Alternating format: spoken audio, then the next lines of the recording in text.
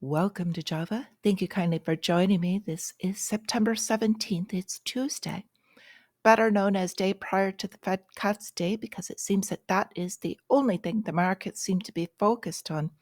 There is a lot more going on in the background, and I think at this point in time that is almost a distraction from what is going on. There's quite a few good things. So with this, I hope that you can stay until the end. This one should be shorter than some of the ones I've had recently, just because there is so much going on.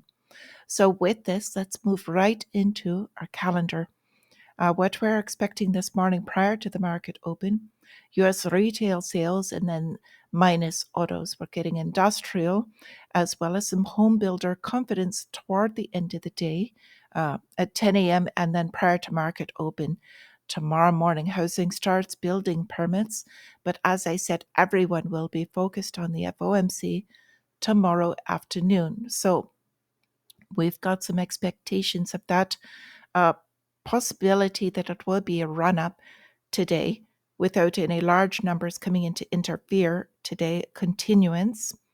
And then tomorrow, after the announcement, there is a large expectation of a sell the news event. So it's a possibility. It is not financial advice, but it just looks like the probabilities are favoring that after this is announced, there would be a push higher for the inflationary portion. But then after that, depending on the rate cut amount, the markets could drop. So just urging caution, being ready for that volatility, which is a good way to make money if you're ready for it.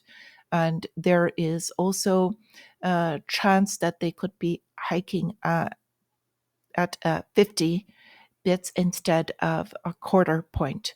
So I believe if that happens, that would actually be bad for markets for a couple of reasons. Overcutting shows a bit more fear and less confidence in the Fed for the market. Secondly, it also takes away some of the firepower to keep this in continuance, which I think is really their goal. So my personal expectation is quarter point. We'll see what happens. Okay, with this, we've got Amazon first up in our news for the individuals. Now, they came out cutting management layers, ending work from home. This means that they are up to their mid-tier management cutouts. And we've been speaking about this unemployment that is going to rise. Companies cutting, they need to cut cost. So first they cut the lower end. Now they work up to mid-management. This is what Amazon is doing now. They're one of the first of the larger companies to announce this. Not just that, the ending work from home, requiring them to be in office 5 days a week. So with this, I've got TikTok on the side here because there is a rumor at this point in time kind of floating that they're entertaining purchasing TikTok or some type of merger deal. So keep your eyes on that going forward. I want to go into Microsoft because these are all the larger companies. They just announced $60 billion approved share buyback, and they're hiking dividends. So expecting that to be strength underneath of Microsoft for today. We've got Trump's media stock, DJT, jumping after a failed attempt again. This has happened the second time. So some movement in that for certain. And then the last one I would like to bring up, we've spoken about this for the past couple of days, but Meta, Facebook owner Meta. Now, they have been under pressure for different countries, basically under regulation, under what they're calling foreign interference, basically toward the elections, because they have all decided that even as adults, that you need to have what you hear monitored. And so they need to basically take care of what you see yourself and be the nannies of what is allowed on your social media. So with this, let's go forward into our numbers. Now, our MMRI, main risk indicator, 225.9 right now.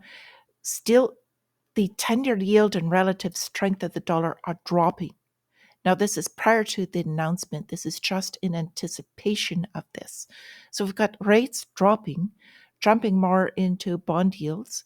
We've got fear greed meter jumping more into stocks. That is rising back toward the greed level. We had stocks in the green yesterday, bit of a correction toward the end of the day, particularly in the chip sector with NVIDIA and a couple of accounting issues in some companies in that sector. With that, volatility index still dropping. Gold is dropping a little bit, but still at high levels, just below 2,600 right now. Oil, very volatile also on the supply demand and also what is going on in the Middle East. Now, a large part of this is manipulation, because if they can manipulate oil and the price, they're in effect adjusting the price of a multitude of other derivatives, which in turn affects the stock markets without them actually having to do cuts. So with oil, we are looking at the futures looking green, bit of a mixed again with gold, silver, and oil under pressure. This is showing the expectation of this easy money about to flow into the market. Now, I also wanted to mention that Trump is rolling out his new cryptocurrency business. Basically, it's run by his sons, but it's basically a payment system substituting a sort of a bank. But there wasn't a lot of details released yet, but just keep that on watch as affecting first off cryptocurrencies, but also the stock that I mentioned prior, DJT. So we've also got along with this, gold price is sitting, even though it's slight pressure this morning, as I said, it is still in record high territory. Now, this is on two things. The first is that the required reserve amounts for banks, the increase in requirements. Banks do not want to hold their own product, which is printed cash currency. They are instead purchasing gold with this printed currency that they printed themselves. So with this gold going up, that is increasing demand, but also it is showing inflation on the other side that priced in dollars, the price for gold is going up. So that's both sides of that. So with this, I've got the sentiment is basically go while you can. It's going higher, go along with the market and the trend. Watch, there is weaker tops forming right now, and wait on the drop for floors to be set before you're buying dips is what is recommended. Do your own research. Okay, so I've got a couple other things I want to bring up. We've got thousands in Brussels protesting German car giants' job cuts. Now, this is with Volkswagen is going out of business, basically in the area, talking about closing factories, not going out of business, but they're having serious issues, cutting jobs. And now people are realizing that unemployment will indeed affect them, because while it's well and good to protest these vehicle companies and say that they need to be green and need electric vehicles, when it comes to the end of the day, at the cost end, these companies cannot make it, and now they cannot afford to hire these people, so they no longer have jobs. So Europe is a poster child for this, basically going overboard with all of these green initiatives, which are unsustainable financially, and we're beginning to see the beginning of this. With this, I'd like to go forward, global trade dimming as this chips boom on the back of artificial intelligence is facing risks. Now they're saying this sector is weak. It's what we saw yesterday. They fell, and that dragged down the tech sector with it. So with all of these cuts being spoken about, expecting the Fed to cut tomorrow, we've got European Central Bank saying that the likelihood for October rate cut is very small. And that's what he says, very, very small. So these central banks must work in lockstep. And if they're saying small and trying to set up this language for this is another reason why I am saying that I think that it would be quarter point nominal token. They must cut, but they need to leave themselves ammunition, if you will, for later. So with this, we've got Bill Gates turning to cow's milk and gut bacteria in a $3 million nutrition fight. Now, wasn't long ago, he was on the opposite side of this. He's talking about climate change still, but now that he has a good monopoly in a large part of the territory, he's changed his tune. So with this, I want to cut on a couple of other things. The first is Australia making deals with UAE. They're boosting their trade, exports, and investments. Now, basically, this is a way to drag in Australia into the BRICS. So the question is, where does the A go amongst this? So we've got BRICS platforms for their payments gaining momentum as they're still seeking dollar alternatives. They are increasingly trading in their native currencies and now in cryptocurrencies for faster trading.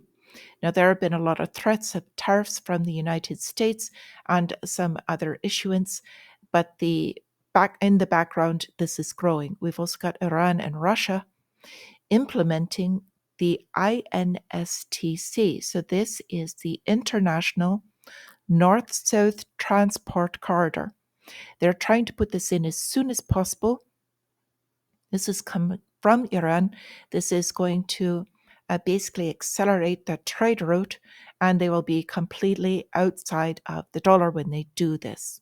So with all of these things going on, I do have a very bright spot I'd like to bring up before I let it go, and it's called Lockness. Now, this is a Linux platform, basically.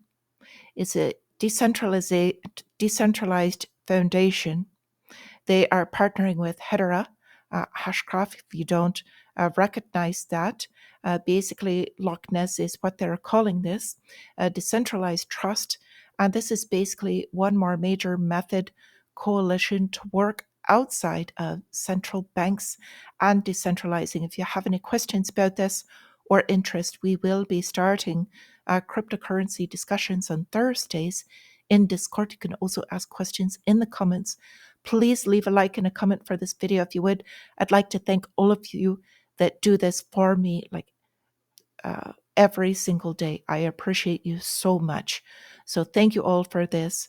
There's so many of you I just really appreciate. So with this, I wish you all a great trading day, wonderful day in general. And until I see you again, my friends, stay free.